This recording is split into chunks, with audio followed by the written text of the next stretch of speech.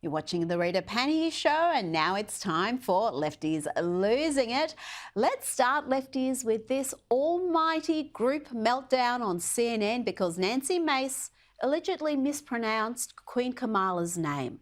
Watch this demented carry-on.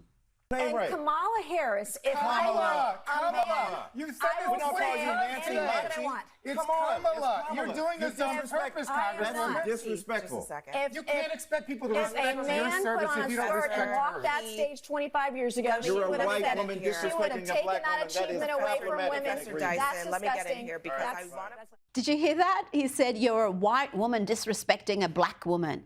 Why? By calling her the name everyone has called her for years, decades. How long was she in public life before we were told that her name should be pronounced differently? And can someone alert the president because he's still pronouncing it this way?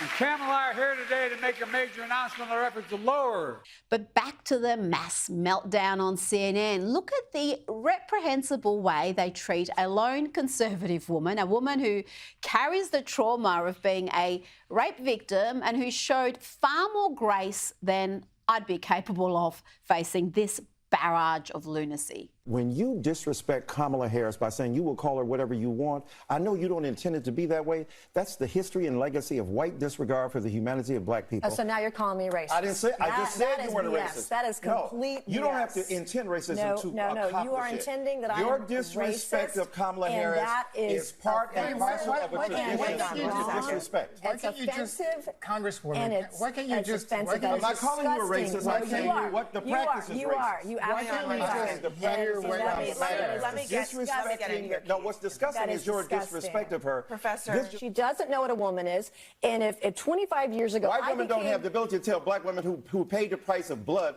to make this country what it is to tell them they're not real women. 25 They years care ago, for your babies. 25 Just hysteria and hyperbole there. There's much more of that lefty losing it madness, but I won't subject you to it because this next bit is even better. Remember Don Lemon? Before CNN sacked him, he's back doing vox pops and being laughed at by the good folk in Jersey and Atlantic City. First, he tries to shame Trump backers by suggesting they're sexist. Who do you support? Trump. I plead the fifth. Trump for the win. Tell me why. I can't really call that right now, but I just feel like she's not good for president. She's good vice, but not for the actual lead role for the country. Does it have anything to do with being a woman? No. No, because I feel like women, nah, you're not going to give me that. Your money's on Harris. Yeah, Who do you want? Trump. Why don't you like Harris? She doesn't have any experience. She's the vice president. She's a senator. Yeah, no experience. No. It doesn't get any better when Don talks to women.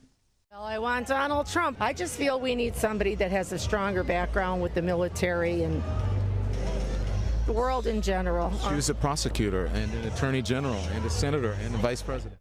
Is it there to learn what voters think or to lecture them about why Harris is better? This next interaction is frankly bonkers. 4 years ago, it was a lot better. I made a lot more money than I do now. I know you feel that way, but that's not actually what the record shows. The economy is actually better under Biden. No, I'm serious. That's what the facts show. Okay, you know what? No. Imagine telling a grown man he's wrong about being better off 4 years ago because Don's figures say so. No wonder they laughed in his face. That sort of form will see Don Lemon elevated to the Lefty Losing It Hall of Fame. And here's one last clip from his time in New Jersey. Trump or Harris? Trump. That's who's going to win. That's who's going to win. Who you support? I support Trump. All the people that came to this country legally, it's not fair that they're letting all 10,000 to 15,000 people or 20,000 people here illegally. Did you know Biden was flying them in? Did you know Biden was flying them in? I got to get out of Atlantic City. Where are we going to next? Now watch this totally authentic interaction between Kamala Harris and Tim Walz. They won't do any interviews, but they will provide content like this. Here, Tim worries that his white guy tacos, his words, not mine, he worries that his white guy tacos won't be spicy enough for Kamala. Like I have white guy tacos and What does like that black, mean? Like mayonnaise and tuna? What are you doing? pretty much ground beef and cheese. That's and okay. Do you put any flavor in it? No. Oh. Here's the deal. No, they said to be careful and let her know this, that black pepper is the top of the spice level in Minnesota, you know. I'm the first vice president, I believe, who has ever grown chili peppers. I'm trying to expand my food knowledge. Oh dear. Now here is the real Kamala in the days before every word was carefully scripted. Now I've heard her say some crazy things, but surely she would never snatch a patent? I will snatch their patent so that we will take over. And yes, we can do that. Yes, we can do that. Yes, we can do that. It's the question is, do you have the will to do it? I have the will to do it. She's got the will, people. Watch out. How very communist of her. Now, back to CNN, and yes, they are among the Democrats' most enthusiastic propaganda outlets. Here they are telling the American people to forget about the high prices, the illegal immigration crisis, crime. Just feel the joy. There's so much joy. Brian, go ahead. I think Trump world's jealous of the joy right now. There's so much anger coming from Trump's speeches. Joy is real and it's important. People can make fun of it and say focus on the policy. But if you ask political scientists and psychology professors, they'll tell you the emotions matter in politics. Sometimes they matter a lot more than the policies. And that's, I think, the big story this week. Yes, Brian, if you ask political scientists and psychology professors, they'll tell you emotions matter. The Nazis knew that too. They love the joy message. Theirs was strength through joy. And their propaganda arms were just as enthusiastic.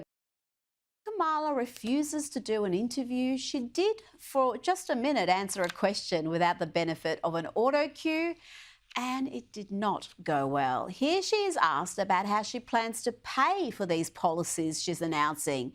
See if you can work out the phrase her advisors have clearly drilled into her head. In terms of the tax credits, we know that there's a great return on investment. When we increase home ownership in America, what that means in terms of increasing the tax base, not to mention property tax base, what that does to fund schools, again, return on investment. I think it's a mistake for any person who talks about public policy to not critically evaluate how you measure the return on investment. Return on investment. In the full clip, she said it 4 times in about 40 seconds. It's like a kid cramming for an exam. Just keep repeating it until it sinks in.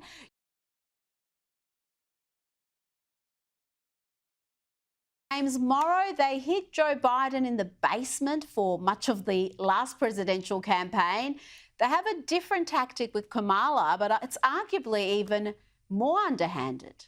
Well, what have we been now? 3 weeks, I think it's been, since Nancy Pelosi and Chuck Schumer and the rest of the Democrat old guard knocked on the door of the Oval Office and said to Joe Biden, Joe, your time is up. And yet we have seen virtually nothing come out of the Harris campaign in terms of real media. And the clip you just played, Rita, is the reason why. I mean, this is the most shallow candidate I have ever seen approach the national stage here. She is all talking points.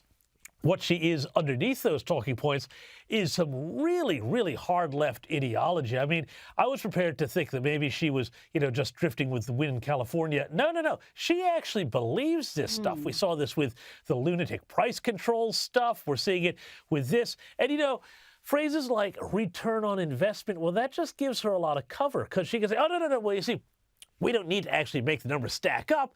It'll have some payoff down the road somewhere. And so, it's all a sham, Rita. It is. Meanwhile, in Chicago, businesses near the Democrats' national convention venue are boarding up their shops to prevent damage from rioters, protesters, other violent lefties. The Democrats' convention begins tomorrow. Joe Biden is expected to speak on the first night. And these major protests are already underway in the city centre. We've got groups, pro-Palestinian groups, pro-abortion demonstrations. The left seems to have an extremist problem, James, that's been normalised for far too long. And sadly, some of those radicals aren't just in the streets, they're in the party. Well, Rita, come on now, let's be fair. I mean, you remember how during the Republican National Committee they had to board up all the windows to make sure that rioting Republicans didn't go and smash the city apart, right? Oh, no, wait, sorry. That didn't happen. This is the thing, you know, every time the Democrats get together, even if they're doing something that's supposed to be like, you know, for their own side, they have this hugely destructive streak. That's the only word that I can think of here. I mean, I remember being in New York for the 2020 election when Joe Biden beat Donald Trump. But, you know, they were boarding up all the windows down Fifth Avenue, down Madison Avenue, down in Soho, because they were worried that if Trump won, there were going to be, you know, the vanguard of the Democratic tolerant, peaceful left were going to come out and show how they felt about this. And this continued through the Black Lives Matters riot in 2022 or in 2020. This is a long, long thing with the Democrats, with the left, arguably going back to the French Revolution, frankly, Rita.